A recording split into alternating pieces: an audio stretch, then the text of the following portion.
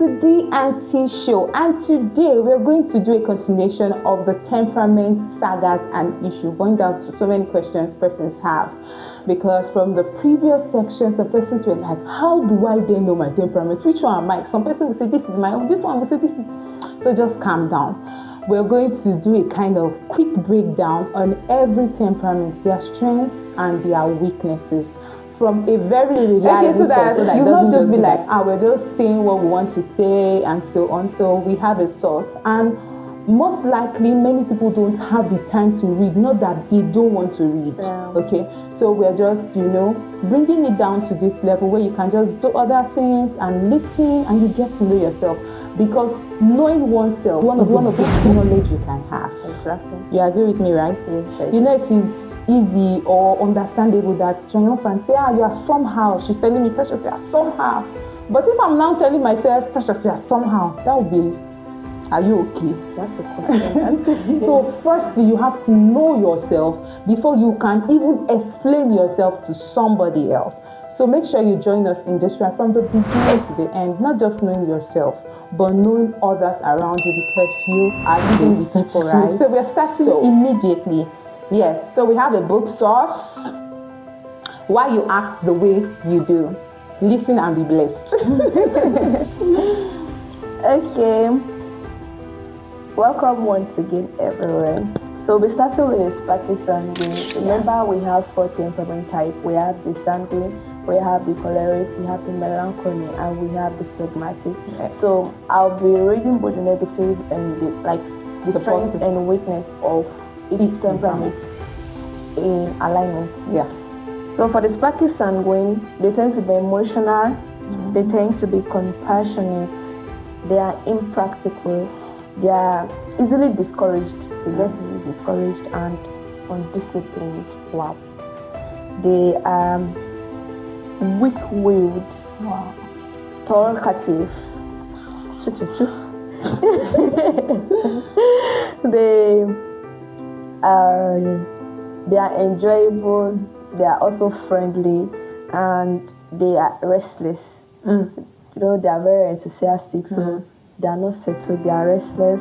They have difficulty in concentrating, and also they're egotistical.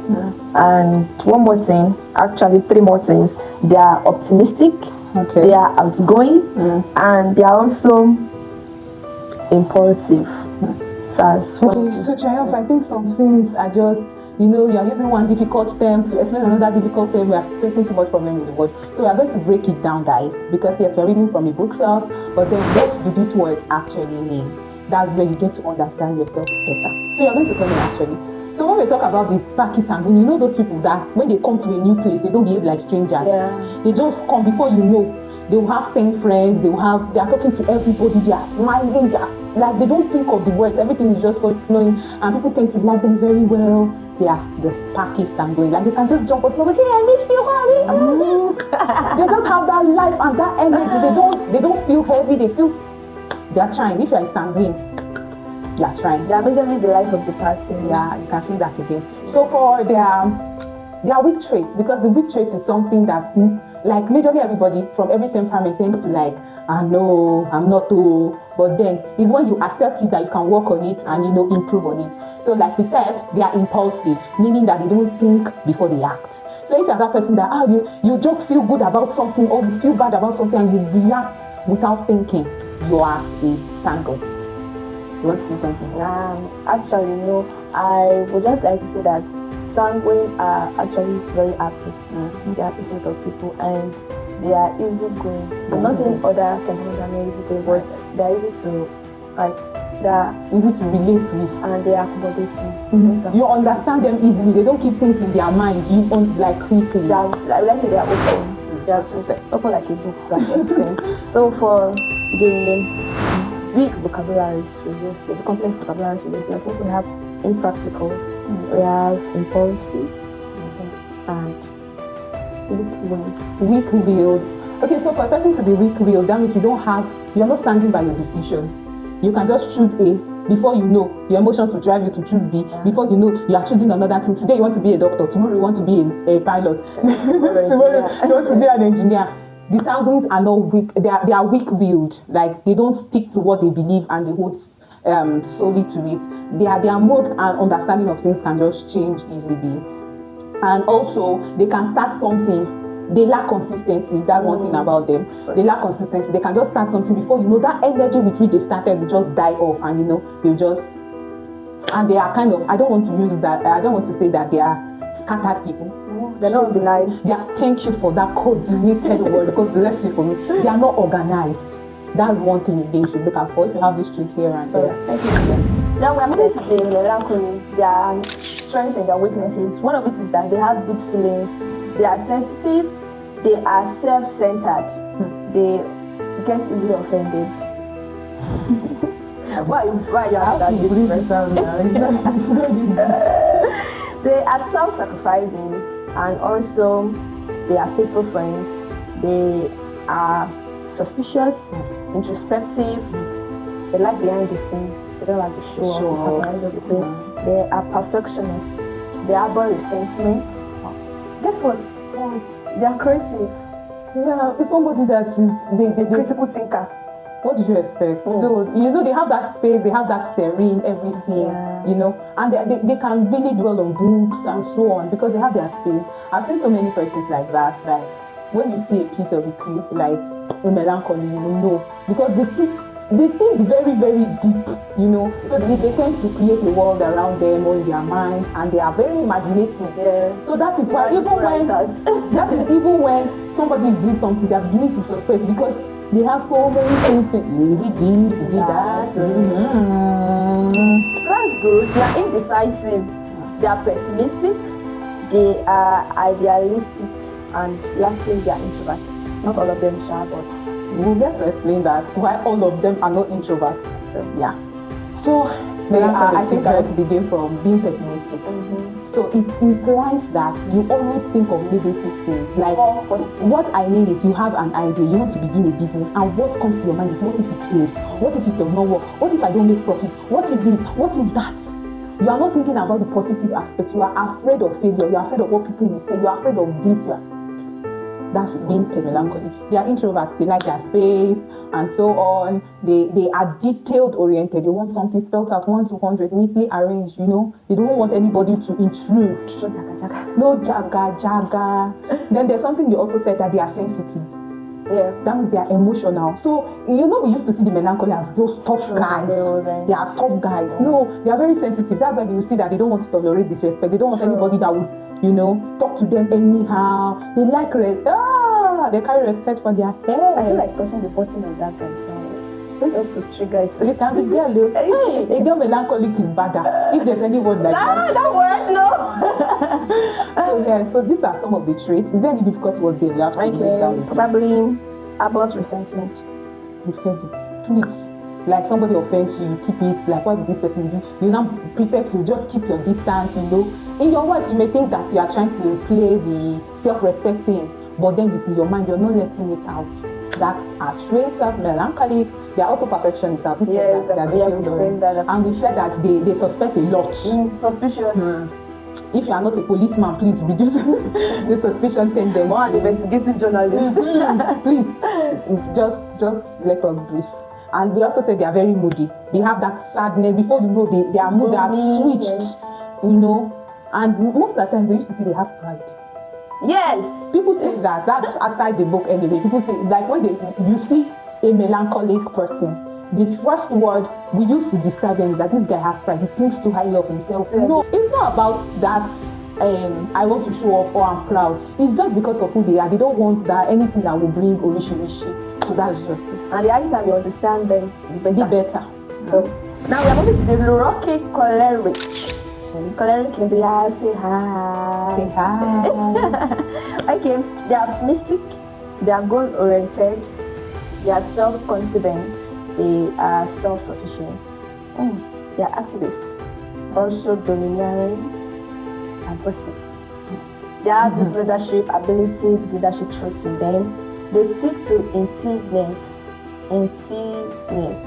They are strong-willed. Guess what? They are hot-tempered. I wanted to say they didn't hear that. They are insensitive. Oh. They are unsympathetic. Yes, they are. They are So bad. It's not so bad. People work on that too. Okay. They are determined. They are decisive. Unlike the other two temperaments, they are also sarcastic. Yes. Why are you saying yes to some and you're saying no to some or quiet at some? Probably because I can relate. That's nice. They are practical and the outgoing aspect. I'm trying to understand about yes. Okay, so there's something you said about the choleric that they are activists. Let me explain. They are argumentative. They like arguments. Like they want to react. They want to defend the cause. They want to explain something. They want to I really upload my phone.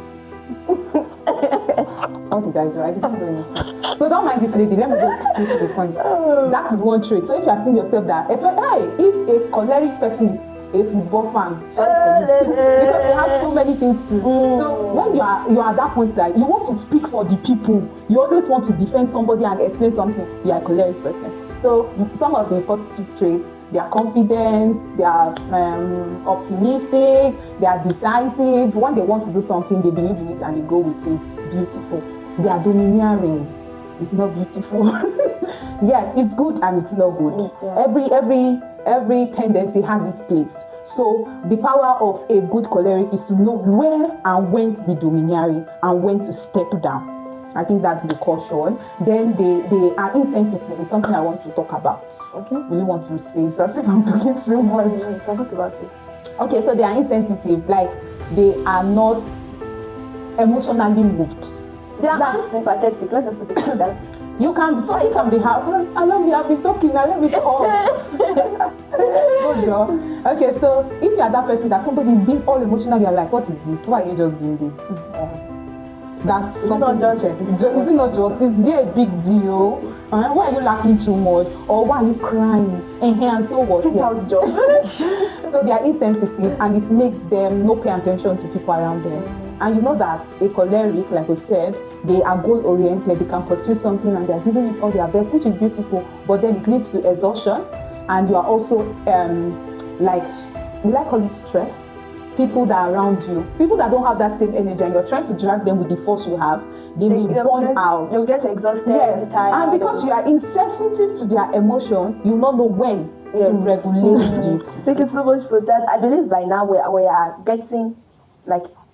If you have not gotten your temperament in the first three we have mentioned, we are going to the last phase. To decide. I would like to add something for the cholerics. It is something that many of them will not agree with. So just to create balance. Now, it's a negative trait.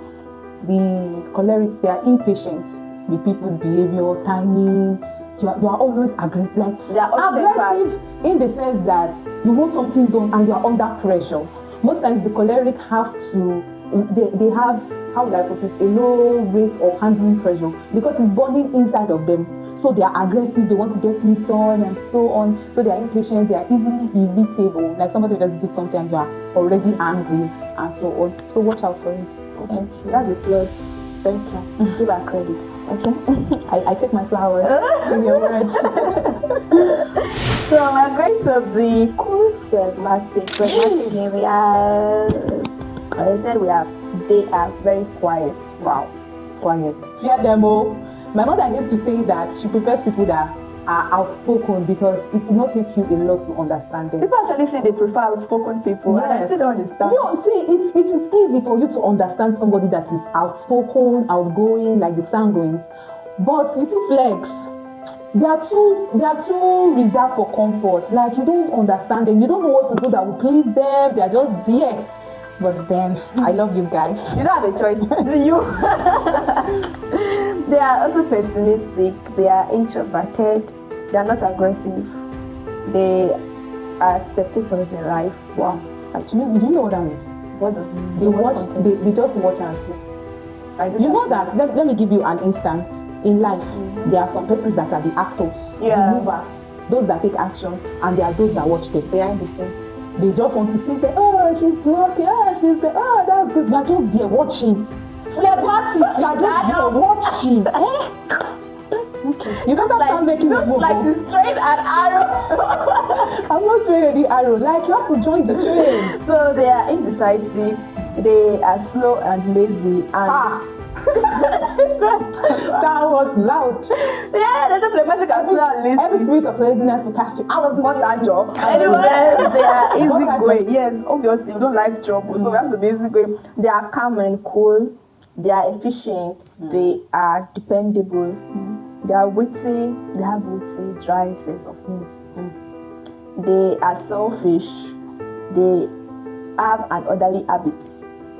They are stingy. They are stubborn and work under pleasure. Pressure, money. They work under pressure. But wait, I'm not agreeing with the fact that we are stingy and selfish. Why are you saying we? Sorry, who are the phlegmatics are stingy and selfish. I'm a phlegmatic person. Oh, somebody has No, I'm not. I don't hide it actually. I'm working on a lot of things. You know now. But stinginess is not a part of the traits you see. Yes. Don't worry. We'll talk about that. Okay, so to the legs. You're quiet, you're calm, you're the peace of the house, the serene. You don't like so much noise. But I like concentration. We like sometimes. That's why their quietness is a kind of issue where you need to work on. Because sometimes because you're quiet about something doesn't mean you are fine with it. Do you get? So they are good listeners. They are dependable. You can entrust them with things, and once they are in, they are in. They are good friends. Yes. They manage pressure. They know how to control stuff. Then for the negative traits, yes, they are procrastinators. Like we said, they are spectators. They just want to stay and observe the world. They don't want too much energy, too much noise. So if you're that person, somebody has to drag you, convince you, push you before you do something. No, you're a phlegmatic. If you want to be quiet so that peace will reign, you are a phlegmatic. If you hardly take decisions, I want to do this, then you move on to doing it. You are a phlegmatic. Are there as well. So if you see all of these traits, it is not a call or a sense of condemnation. Oh, you are this, you are that. No, it is an awakening. So if you don't know something, you cannot help it. So firstly, what you have to do is to accept yourself, even your negative traits, and ask yourself, how best do I work on it? Don't accept it. Don't accept yourself in the sense that, this is how I am, so let me just leave it to, let him manage me, let him leave me. No, that's not what it is. You're the best version of yourself. Yeah. Your temperament is not the final say about who you are. Yeah. That is why we are saying it, whoever you are. And one thing I want to say, Triumph, you know that so many people think that, because if a choleric or a sanguine or melancholy or a phlegmatic is doing good, I want to be this, I want to be that. No, every temperament has a beautiful thing to bring to the table. Like Triumph had said earlier, every temperament has a plus, every temperament has a minus. So the minus is then, what do I do about it? How do I manage it? Then the ones that are your plus, you amplify them, do well with them, and also understand every other person around you. Then you know how best to work with them. Want to add a tip before I ask the question actually, and you really want to answer? So I should ask the question. Okay, so like you made a reaction earlier when you were reading about the phlegmatic, you're like, this trait, I don't know it, is not common with me. Even when I was studying temperament for the first time, I knew that many traits were pointing to me with regards to my own personal temperament. But it got to one, I was like, no, I don't have this. So is it possible that it's all the traits in one temperament is not applicable to one person? And if yes, why? Even if we have similar temperaments, like the same temperament, we are different people. We are unique in our own way. So obviously, all the traits I have read, I might not have everything. I might just have about 50%. Another person might have another 50% that's even different from what I am having. That's correct. So it is. I feel that is messed up. That's why. Remember, there's a particular time in one of our videos I said that we can have the same temperament and yes, exactly. Yes. So that's just to explain that it is possible. It's very possible that we have the same temperament, but the traits, both the weakness and the strength are different. Also talk about extreme again, because have more than one temperament. Yes, we can have up to 3 temperaments. Okay. Yes. We can have up to 3 temperaments. Okay. But I don't know about 4. We can have it because I know I have, aside from being a phlegmatic, I now have a mixture of a bit of melancholic. Wow. Okay. So yes, I just asked that question because I know that many of our listeners will be like, I don't have these traits, but I behave like this, and I behave like a sanguine, and I behave like this. So it is possible for you to have a mixture of 2 temperaments or 3. That is why, for instance, if you are a phlegmatic, a phlegmatic person, you now ask yourself, but I don't used to procrastinate. Yes. It may be that you have a mixture of another temperament that help you to suppress the weakness in the phlegmatic trait. Okay, so it is also possible that, like the person that told me that she's a choleric and a sanguine, and she was like, I have good leadership traits. So with that trait, she's able to manage her sanguine trait and become organized. So it is very possible that you have a mixture of two temperaments which help you to, build a better life. And no temperament is perfect. Yes, no temperament is perfect. You have even your cause, even your positive traits may hurt somebody else. Yes. So that's why this video is beyond you understanding yourself to understanding every other person out there. Because imagine that they say what are they called? Melancholics are perfectionists. Is it a wrong thing to be a perfectionist? No. But how do you apply it? Who are the people around you? That's what you should look out for. So even your positive traits, how do you use them? It is still very, very important. All right, guys. I think that we've dwelt on this for a good number of minutes, and we have to go at this junction. Triumph? Yes. Last word. Last word is that your temperament, as I often say, doesn't shape you, and even your friends, your colleagues, your partners, it doesn't shape them, depending on how you work on it. And there's a better way to deal with every temperament. The version of your temperament you have now is not the best. You can keep working on it. Keep working on it. Particularly the negative traits, and even the positive traits. If you are not doing it enough, you can still work. And there's a better way to every single thing. Yeah. So to add to it, or to add what she had said, don't turn your temperament into a limitation, and don't turn your temperament as your destination. Sure. There's always something better and beautiful. Say it again. you watch it when you. Let me go. All right. So thank you so very much. Please, we love to hear your engagement. Drop it in the comment section. Whatever you say, somebody will learn from it. Do well to like, share, and subscribe to this channel. We love you. Thank you so very much. I remain Dynamic Precious. I'm my lady. Triumphant. See you soon.